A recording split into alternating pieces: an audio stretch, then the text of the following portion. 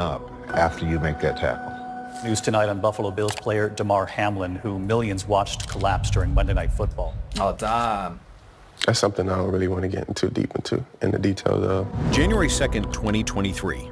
Two of the NFL's best teams squaring off with much more at stake than just primetime coverage. The Buffalo Bills against the Cincinnati Bengals. The outcome of this game will alter the entire playoff landscape and path to Super Bowl 57. What's at stake? The #1 seed in the AFC. The only team to receive a first-round bye and hold home field advantage for the entire postseason. And it won't be easy, as both teams haven't lost in nearly 2 months. Wow. They've met each other at the perfect time, Week 17 on Monday night. Touchdown. Imagine how much pressure is on each team knowing either team have lost in the last 2 months. So you're both at your best. Like, there's no, you're not going to dominate. You know it's going to be tough. So yeah, they should be mentally prepared for this. So prepared. I'm sure there was a lot of planning, yeah, before this as well. Must have been. Yeah. The scariest moment in NFL history. With just over 6 minutes left in the first quarter, the Bengals have the ball. On the second play of the drive, Joe Burrow passes to T. Higgins and lowers his shoulder, hoping to gain a few extra yards. Damar Hamlin makes the tackle, and as you can see, everything appears normal. Hamlin returns to his feet, adjusts his helmet, then collapses on the spot. Now another Bills player is down. Whistles are blown and gameplay is immediately stopped. Within 10 seconds of this moment, athletic trainers and medical professionals swarm the field. Emergency CPR is conducted for 10 minutes as an ambulance arrives soon after. Damar is down on the field for nearly 20 minutes. What do you think happened? He must have banged his head in a certain way or landed funny. He must have, I don't know, hit a soft spot in the head or something. Might have given him a concussion. Yeah. But like his body responded instantly to it. Both teams surround him in shock, while his family runs down to the field to be by his side. The stadium that was uncontrollably loud just moments ago is now completely silent. Damar receives oxygen from the first responders, is loaded into the ambulance with his mother, and transported directly to the University of Cincinnati Medical Center, 4 miles away. The ambulance leaves the stadium at exactly 9:25 p.m., 30 minutes after he initially collapsed on the field. You see a cluttered TV broadcast, then hear this from Joe Buck. They've been given 5 minutes to quote-unquote get ready to go back to playing. That's the word we get from the league and the word we get from down on the field, but nobody's moving. As you can see, teammates remain seated, hug each other, and shed tears for their teammate whose status now remains up in the air. During all of this, both head coaches had been discussing with officials, leading to the decision by Buffalo head coach Sean McDermott to pull his team off the field and back to the locker room. I was going to say, you know how they said that you got 5 minutes until we get back into it? That must be so difficult for the teams to mentally reset to that level to play at a competitive level after what just happened. 100%. Their teammate just dropped to the ground. No one knows why. Is he dead? It's a life or death situation at the moment, for all they know. So, no, they won't be thinking clearly. I wouldn't be anyway. And I think even the opposition team seeing that. Yeah, they must be in shock as well. Yeah. Another 30 minutes pass, and the game is officially postponed, over an hour after Damar collapsed. Meanwhile, his status remains unknown, as the world waits for what feels like an eternity for an update. Stephon Diggs, other teammates, and Bengals head coach Zach Taylor go to visit Damar at the medical center. But on Diggs' way in, he's stopped by an officer, nearly having to force his way in, stating, "We just had to be here for our teammate." And just outside, an additional 100 fans stand hand in hand in support. Then, finally, there is an announcement on Damar's status. He had a heart attack on the field. Damar was able to regain his heartbeat, but still remains in critical condition. But in the night following the incident, something magical happens. Damar's charity and toy drive, the Chasing M's Foundation, receives an unthinkable amount of donations. Before the Monday night game, his foundation had $74,000 in donations. Oh, wow. Very next morning, with the help of over 119,000 new donors, that number had reached over $3 million, and that amount has skyrocketed to over $9 million and counting. But amongst this amazing moment, nearly 3 days pass without any major updates on Damar's health. Then, on January 5th, not only does the NFL officially cancel the Bills-Bengal game, but the world receives information about Damar directly from the UC Medical Center. I do believe in karma, and good things do happen to people who are good and generally try to help people in the real world. And with his foundation, look at what good he was doing for children, and I feel like that probably had a result on him making it through the Almighty, should we say? I definitely agree. You agree with that? Yeah. His neurological function is completely intact. He is able to breathe with a breathing tube. He can physically hold hands with his family, and he's even able to communicate with writing. The first question he wrote was, "Did we win?" The medical staff responded with, "You won. You won the game of life." But it gets even better. The next day brings another significant update and 3 powerful words from Damar himself. His breathing tube is removed as he is able to breathe completely on his own.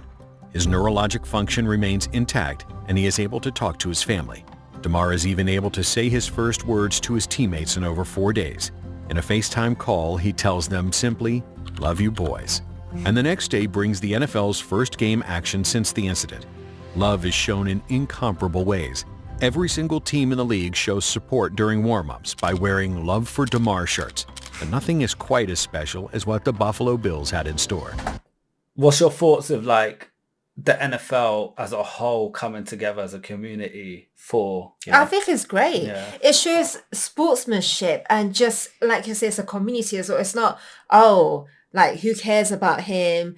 There wasn't any negative vibes. None, yeah. It just shows the whole sport overall. It is a caring community and they do care for one another. Regardless, even though they're so against each other in the game. Regardless of what team they're from, what city they're from. I thought that was a great idea. Yeah, that's so nice. I didn't expect that, if I'm honest. At home, in the final game of the regular season, Buffalo players walk through the tunnel repping Damar's number 3, Damar Hamlin shirts and hats. The Bills run out into Highmark Stadium to a packed-out crowd full of supportive fans. Multiple players carry Love for Damar flags. The entire team graces number 3 patches, and the medical team that responded to Damar's collapse is honored right before kickoff. But how the actual game started is even more unreal. The New England Patriots win the coin toss but defer, so the Bills will receive the opening kickoff. What unfolds next is something out of a movie. Let's listen in. New England decided to defer after winning the toss. And here's Hines on the run back, breaking a tackle and taking it past midfield. And down the sideline he goes. Great this run. is storybook. An opening kickoff return for Damar Hamlin. And this place is absolutely going wild. But that's not even the most unforgettable moment of it all. The best part? Damar watched all of this unfold live on TV while he was at the hospital. And when Hines ran this opening touchdown, Damar celebrated a lot. According to the UC medical staff, he got out of his chair, jumped up and down, and nearly set off every alarm in the ICU. I bet. A truly touching moment. That energy remained the entire game, becoming a very special day for not just the players and fans, but also the most important people involved in this incident. The Bills brought home the victory 35-23. They FaceTimed Damar just minutes following the win, and then came the gifting of the game ball. A game ball was handed out not only to Damar, but also to the man who saved his life less than 1 week ago. Danny Kellington, the Bills' assistant athletic trainer who performed emergency CPR that Monday night. For 10 minutes. He was part of the essential medical team that was able to bring immediate response to save Damar's life and neurological function. Without them, Damar would not have made it off the field alive. It's true. If he didn't do that CPR for that long, like that simultaneously and quickly, even if he survived the heart attack, he could have lost a lot of his, like when people end up in a wheelchair for the rest of their life, or they can't function certain parts because of the lack of energy and they're permanently damaged. There's a lot of stories like that. And that quick response and being able to give that professional CPR for 10 minutes straight is what kept him functioning as normal as he was before. A massive well done to him. Yeah, he deserves it. And just 1 day after this emotional regular season closer, Damar was able to return to Buffalo due to remarkable improvements in his condition. Wow. On January 9th, exactly 1 week after the event, Damar was discharged from the UC Medical Center and moved to the Buffalo General Medical Center. His condition had been updated from critical to good, and he was able to walk and do physical therapy. But he didn't stay there long. While at Buffalo General, they conducted cardiac, vascular, and neurological tests, and in just 1 day, Damar was able to go home. From this point forward, he was given permission to rehab away from the hospital and with family and his teammates. And just one day before Buffalo's playoff opener against Miami, he was able to visit teammates, appearing to be in very high spirits. A major emotional boost for a team that had just witnessed this tragedy. He attended Buffalo's divisional matchup with Cincinnati 1 week later and made his first public speech since the incident a couple days later. I can't tell you how appreciative I am of all the love, all the support, and everything that's just been coming in my way. And social media is a huge reason why family, friends, and fans were able to keep up with Damar's status and continue their ongoing support. From updates on his personal Twitter and Instagram to fan-made videos and love from major figures outside of the NFL, support came from everywhere you could possibly imagine.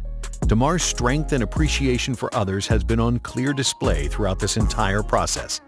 He thanked all the medical staff who assisted him, created merchandise with all the proceeds going to the University of Cincinnati Trauma Center, and even texted his teammate Tre'Davious White in the middle of the night to apologize for putting his team through everything that occurred since his accident.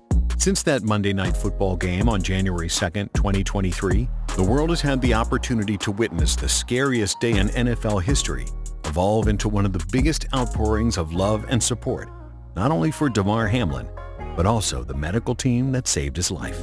Quite an emotional video. His recovery was incredible. Very impressed with the community of the NFL coming together for Lamar.